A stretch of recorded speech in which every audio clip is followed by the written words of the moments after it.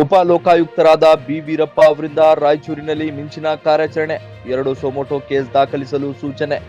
APMC ತರಕಾರಿ ಮಾರುಕಟ್ಟೆಯ ನಾನಾ ಕಾರ್ಮಿಕರಿಗೆ ಸೌಲಭ್ಯ ಕಲ್ಪಿಸುವಲ್ಲಿ ವಿಫಲ, ಎಪಿಎಂಸಿ ಅಧಿಕಾರಿಗಳ ಮೇಲೆ ಸೊಮೋಟೋ ಕೇಸ್ ದಾಖಲಿಸಲು ಸೂಚನೆ. ಎಪಿಎಂಸಿ ತರಕಾರಿ ಮಾರುಕಟ್ಟೆಯಿಂದ ಕೈಗಾರಿಕಾ ಪ್ರದೇಶಕ್ಕೆ ಭೇಟಿ ನೀಡಿದ ಲೋಕಾಯುಕ್ತರು. ಟೈಮಾಕ್ಸ್ ಮತ್ತು ಹತ್ತಿರದ ಕಾರ್ಖಾನೆಗಳ ಬಳಿಯಲ್ಲಿ ಹರಿಯುತ್ತಿದ್ದ ಕೆಮಿಕಲ್ ಮಿಶ್ರಿತ ಕಲುಷಿತ ನೀರು ವೀಕ್ಷಣೆ ಮಾಡಿದ ಲೋಕಾಯುಕ್ತರು.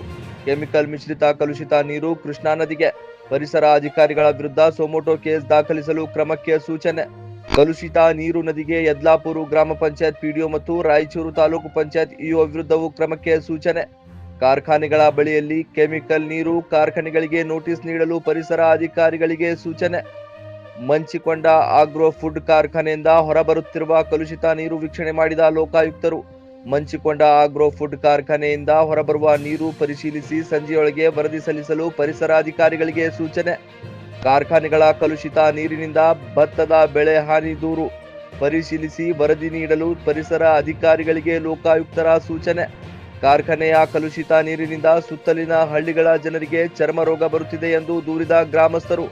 ಸುತ್ತಲಿನ ಹಳ್ಳಿಗಳಲ್ಲಿ ಸಂಚರಿಸಿದ ಚರ್ಮ ರೋಗದ ಬಗ್ಗೆ ಪರಿಶೀಲಿಸಿ ಸಂಜೆಯೊಳಗೆ ವರದಿ ನೀಡಲು ಚಿಕ್ಕಗೂಸೂರು ಪಿಡಿಒ ಸರೋಜಮ್ಮಗೆ ಕಟ್ಟುನಿಟ್ಟಿನ ಸೂಚನೆ ನೀಡಿದ ಲೋಕಾಯುಕ್ತರು. ನಂತರ ಬೆಳಿಗ್ಗೆ 10 ಗಂಟೆ ವೇಳೆಗೆ ಕೇಂದ್ರ ಬಸ್ ನಿಲ್ದಾಣ ಪ್ರವೇಶ ಮಾಡಿದ ಲೋಕಾಯುಕ್ತರು. ಗಾರಲ್ದಿನಿ ವೀರನಗೌಡ, ಜೆಕೆ ನ್ಯೂಸ್ ಕನ್ನಡ, ರಾಯಚೂರು. ನಾವು ಬೆಳಗ್ಗೆ ಎಪಿಎಂಸಿಗೆ ಹೋದಾಗ 7 ಗಂಟೆಗೆ ಅಲ್ಲಿ ರೈತರ ಸಮಸ್ಯೆ ಏನು, ಕುಡಿಯೋಕ್ಕೆ ಅಲ್ಲಿ ನೀರಿಲ್ಲ, ಕುಡಿಯೋ ನೀರಿಲ್ಲ. ಅಲ್ಲಿ ಇವಾಗ ಏನೋ ರೆಡಿ ಮಾಡ್ತಾ ಇದೀವಿ ಅಂತ ಹೇಳ್ತಾ ಇದ್ದಾರೆ. ಆಮೇಲೆ ಅಲ್ಲಿ ಕಮಿಷನ್ 8% ಕೊಡ್ತಾರೆ ರೈತರು ಹೇಳಿದ್ದಾರೆ, ದೂರ ಹೇಳಿದ್ದಾರೆ. ರೈತ ಭವನ ಇಲ್ಲ. ನಾನು ಡಿ ಸಿ ಹತ್ರ ಮಾತಾಡಿದ್ದೀನಿ. ಎಪಿಎಂಸಿ ಅವರು ಏನು ಇವಾಗ ಇದು ಮಾಡ್ತೀವಿ ಅಂತ ಹೇಳಿದ್ದಾರೆ, ದುಡ್ಡು ಕೊಡ್ತೀವಿ ಅಂತ ಹೇಳಿದ್ದಾರೆ. ಅದು ಐ ಆಮ್ ನಾಟ್ ಹ್ಯಾಪಿ. ನಾನು ಅಲ್ಲಿ ಎಪಿಎಂಸಿ ಕೇಸ್ ಸ್ವಯಂ ಪ್ರೇರಿತ ಕೇಸ್ ರಿಜಿಸ್ಟರ್ ಮಾಡ್ತಾಯಿದ್ದೀನಿ.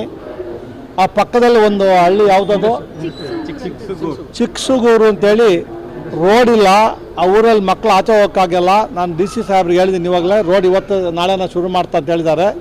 ಆ ಮಕ್ಕಳಿಗೆ ಅಮಾಲಿ ಮಕ್ಕಳಿಗೆ ಆಚೆ ಹೋಗೋಕ್ಕೆ ಅವಕಾಶ ಇಲ್ಲ, ನಡ್ಕೊಳ್ಳೋ ಜಾಗ ಇಲ್ಲ ಅಂತ ಹೇಳಿದ್ದಾರೆ. ಅದೆಲ್ಲ ಕ್ಲೀನ್ ಮಾಡಿ ಅವರೇನು ಎಪಿಎಂಸಿ ಅವರು 18 ಕೋಟಿ ಚೆಸ್ ಬರುತ್ತಂತೆ ಪರ್ ಇಯರು, ಅವ್ರು ದುಡ್ಡು ಕೊಡ್ತೀವಿ ಅಂತ ಹೇಳಿದ್ದಾರೆ. ನಮ್ಮ ಸಿಇಒ ಅಲ್ಲ, ಚೀಫ್ ಸೆಕ್ರೆಟರಿ, ನಮ್ಮ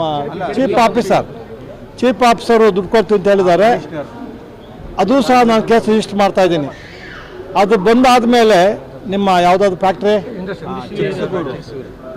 ಚಿಕ್ಕಸೂರು ಇಂಡಸ್ಟ್ರಿಯಲ್ ಏರಿಯಾಗೆ ಹೋದಾಗ ನಾವು ಅಲ್ಲೇ ನೋಡ್ತಾ ಇದ್ದೀವಿ ಕೆಮಿಕಲ್ ಎಲ್ಲ ರೋಡ್ಗೆಲ್ಲ ಬಂದು ಒಂದು ಹಳ್ಳಕ್ಕೆ ಹೋಗಿ ನಿಮ್ಮ ಪ್ರೆಸ್ ಅವರು ಹೇಳಿದ್ರು ನಮಗೆ. ಅದನ್ನು ನೋಡಿದಾಗ ನಾನು ಹೋಗಿ ಆ ಗಲೀಜೆಲ್ಲ ಕೆರೆಗೆ ಹೋಗುತ್ತಂತೆ. ಆ ಕೆರೆಗೆ ಹೋದರೆ ಎಷ್ಟು ತೊಂದರೆ ಆಗುತ್ತೆ ಗಲೀಜು ನೀರು ಅಂತ ಹೇಳ್ಬಿಟ್ಟು ನಾನು ಇವತ್ತು ಬೆಳಗ್ಗೆ ನಮ್ಮ ಯೂನಿವರ್ಸಿಟಿಯಲ್ಲಿ ಲ್ಯಾಬ್ಗೆ ಹೋಗಿದ್ದೆ. ಅವ್ರಿಗೆ ಹೇಳಿದ್ದೀನಿ, ಹೋಗಿ ಅದೆಲ್ಲ ಚೆಕ್ ಮಾಡಿ, ಅಗ್ರಿಕಲ್ಚರ್ ಯೂನಿವರ್ಸಿಟಿಲಿ ಹೋಗಿ ಅದೆಲ್ಲ ಚೆಕ್ ಮಾಡ್ಕೊಂಡ್ಬಂದು ನನಗೆ ರಿಪೋರ್ಟ್ ಕೊಡಬೇಕು ಅಂತ ಹೇಳಿದ್ದೀನಿ.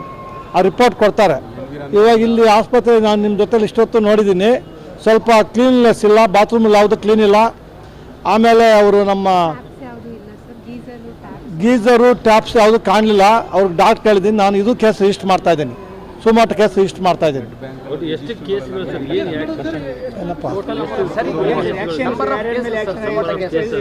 ಕೇಸ್ ನಾನು ರಿಜಿಸ್ಟರ್ ಮಾಡ್ತಾ ಇದ್ದೀನಿ.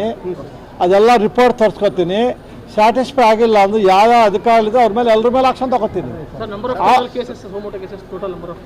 ಇವಾಗ ಬೆಳಗ್ಗಿಂದ ಬಂದು ಇದೊಂದಿದೆ, ಎಪಿಎಂಸಿ ಒಂದಿದೆ, ಅದೆಲ್ಲದು ಒಂದಿದೆ, ಎನ್ವೈರನ್ಮೆಂಟ್ ಆಫೀಸರ್ 4, 5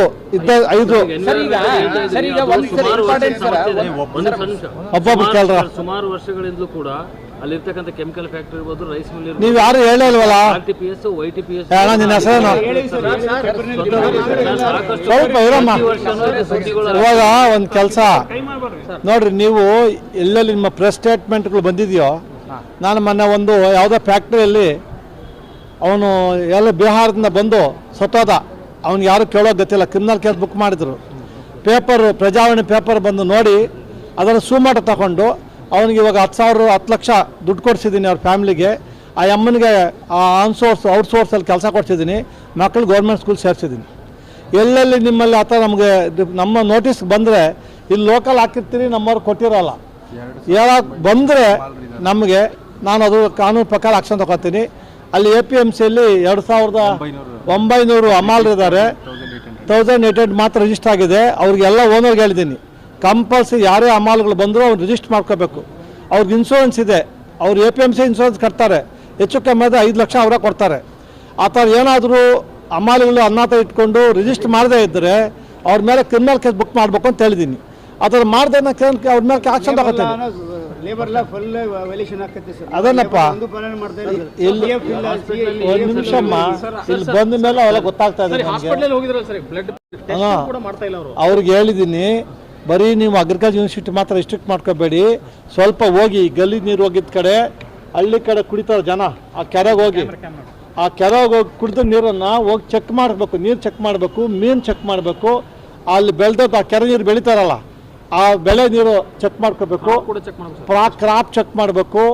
ಆಮೇಲೆ ಹಾಲು, ಆ ದನಕರಲ್ಲಿ ಮೇದಿರ್ತಾವಲ್ಲ ಹಾಲು ಚೆಕ್ ಮಾಡಬೇಕು. 4-5 ವರ್ಷ ಹುಟ್ಟಿದಂಥ ಮಕ್ಕಳು ಅವ್ರ ಮೈಂಡ್ ಸೆಟ್ ಹೆಂಗಿದೆ ಅಂತ ಚೆಕ್ ಮಾಡಬೇಕು ಅಂತ ಹೇಳಿ ಬಂದಿದ್ದೀನಿ. ನಾನು ಕೇಸ್ ರಿಜಿಸ್ಟರ್ ಮಾಡ್ತಾ ಇದ್ದೀನಿ.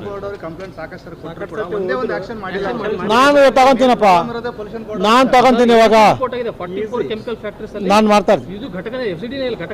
ಆ ಅಮ್ಮ ಬಂದಿದ್ಲು ಬೆಳಗ್ಗೆ, ಇವಾಗ ಆನ್ಸರ್ ಇಲ್ಲ, ಆ ಅಮ್ಮ ನೋಡ್ಕೊಂಡು ಬನ್ನಿ ಅಂತ ಹೇಳಿದ್ದೀನಿ. ನಾನು ಹೋಗಿ ನೋಡ್ಕೊಂಡು ಬನ್ನಿ. ಗ್ರಾಮ ಪಂಚಾಯತಿಯು ಇಒ ಗ್ರಾಮ ಪಂಚಾಯತಿ ಅವ್ರು 3 ಜನ ಕಳಿಸಿದ್ದೀನಿ.